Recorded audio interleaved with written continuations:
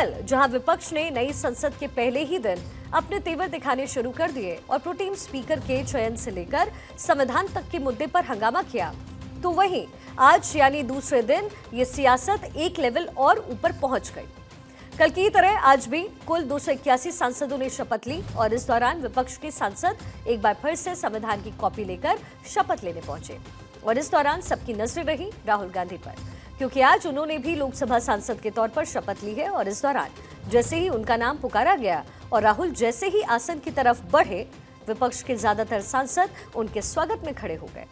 राहुल गांधी ने शपथ लेने से पहले संविधान की एक प्रति उठाई और हाथ ऊंचा कर सबको दिखाने लगे, खासकर सत्ता पक्ष को, और इस दौरान विपक्ष भारत जोड़ो की नारेबाजी करता रहा।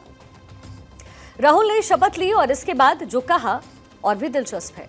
राहुल ने शपथ के बाद जय हिंद जय संविधान का नारा लगाया।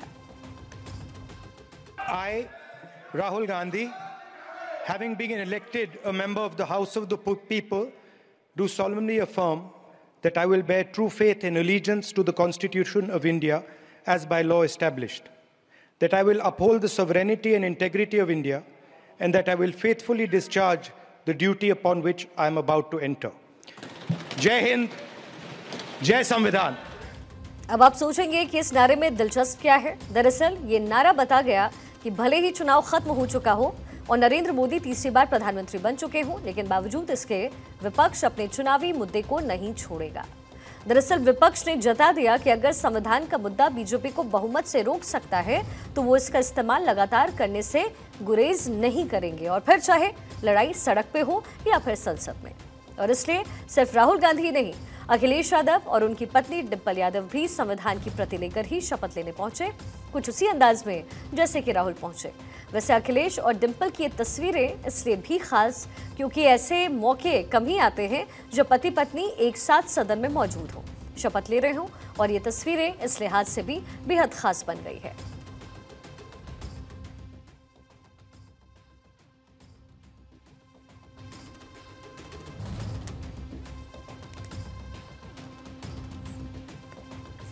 देखिए, वैसे तो पूर्णिया से सांसद पप्पू यादव और उनकी पत्नी रंजीता रंजन भी संसद के सदस्य हैं, लेकिन दोनों एक हाउस में नहीं हैं।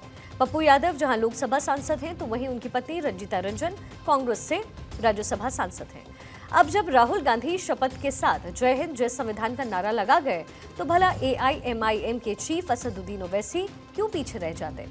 हैदराबाद से सांसद ओवैसी ने उर्दू में शपथ ली और फिर जय भीम के साथ जय फिलिस्तीन को भी अपने नारे में शामिल कर लिया। मैं असदुद्दीन ओवैसी, जिसे लोकसभा का रुकन मुंतखब किया गया है, अल्लाह के नाम से हल्फ उठाता हूं कि मैं भारत की आईन पर जो कानून के मुजब तय पाया है एतकाद रखूंगा, इसके फ़राइज़ और वफादारी से अंजाम दूंगा। जय भीम, जय मीम, जय तेलंगाना, जय फ़लस्तीन, तकबीर, अल्लाहु अकबर। अब जब ओवैसी ने जय फिलिस्तीन का नारा लगाया तो बरेली से बीजेपी सांसद छत्रपाल गंगवार ने हिंदू राष्ट्र की जय का नारा लगा दिया। यानी कुल मिलाकर के सदन के अंदर संविधान से लेकर फिलिस्तीन को लेकर के सियासत के अलग अलग रंग नजर आए, कुछ ठंडे तो कुछ गर्म नजर आए। लेकिन ये सदन के अंदर की ये जो तलखियां हैं, ये सियासी गर्मा गर्मी है, बाहर निकलते निकलते गर्मजोशी में तब्दील हो गई और ये तस्वीरें ही हमारे लोकतंत्र की सच्ची तस्वीरें हैं।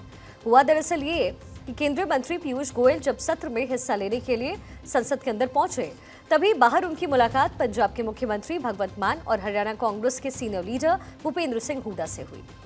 मान को देख करके गोयल न सिर्फ रुके बल्कि हाथ मिलाकर काफी देर तक बातचीत भी करते रहे। दरअसल यही वो तस्वीरें हैं जिनकी जनता को संसदीय व्यवस्था से उम्मीद है, जहां सियासी विरोधी को सियासी दुश्मन नहीं बल्कि इस व्यवस्था का साझेदार समझा जाए, और जब तक ये साझेदार एक दूसरे का सहयोग नहीं करेंगे, संसद और जनता के प्रति अपनी जिम्मेदारी नहीं समझेंगे। सदन के अंदर कामकाज से ज्यादा हंगामा और शोर शराबा ही नजर आएगा। और अब बात तस्वीरों की ही निकली है तो फिर भारत आदिवासी समाज के सांसद राजकुमार रौत की तस्वीरें भी आपको देखना चाहिए, क्योंकि कल जहां राजस्थान के ही एक सांसद ट्रैक्टर लेकर संसद पहुंचे, तो आज बांसवाड़ा डूंगरपुर से सांसद हैं राजकुमार रौत। वो सजा धजा ऊंट लेकर के संसद पहुंच गए। हालांकि ऊंट लेकर के संसद के अंदर जाने की उनकी हसरत अधूरी रह गई, क्योंकि सुरक्षा कर्मियों ने उन्हें गेट पर ही रोक लिया। उन्हें बताया गया कि नियमों के तहत वो संसद परिसर में ऊंट लेकर नहीं जा सकते। इसके बाद उन्हें ऊंट बाहर छोड़ना पड़ा और वो पैदल संसद के अंदर दाखिल हुए। लेकिन तस्वीरों से आगे किस्से और भी हैं, और इसलिए अब बात स्पीकर पद पर चल रही है पॉलिटिक्स की। और वैसे तो आप में से ज़्यादातर लोग ये जान ही चुके होंगे कि एनडीए की तरफ से बीजेपी ने एक बार फिर से स्पीकर पद के लिए कोटा से सांसद ओम बिरला पर एतबार किया।